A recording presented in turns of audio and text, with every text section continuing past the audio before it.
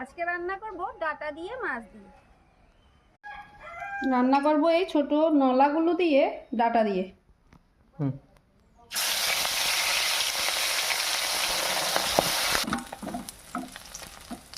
ভাজা মাছগুলো নামিয়ে নিলাম। ওই তেলে পড়ুন দিয়ে সিদ্ধ আলু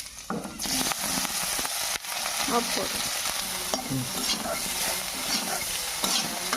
আলুগুলো একটু লাল লাল হয়ে গেলে দিয়ে দিলাম হলুদ গুঁড়ো, দিয়ে দিলাম অল্প পরিমাণ জিরে গুঁড়ো, এবার নুন দিয়ে দিলাম, আদা কাঁচামরিচ বাটা দিয়ে দিলাম। ডাটাগুলো দিয়ে ভালোভাবে কষানো হবে। লাল লঙ্কা গুঁড়ো দিয়ে দিলাম। কষানো হয়ে গেলে এবার জল দিয়ে দিলাম।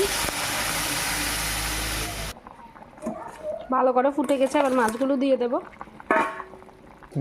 মাছগুলো কিছুক্ষণ সিদ্ধ হয়ে যাওয়ার পর নামিয়ে নিলাম। রেডি হয়ে গেল আমার ডাটা আলু মাছ। খুবই কম মশলা দিয়ে রান্না করেছি। আপনাদের কেমন লাগলো অবশ্যই কমেন্টে জানাবেন।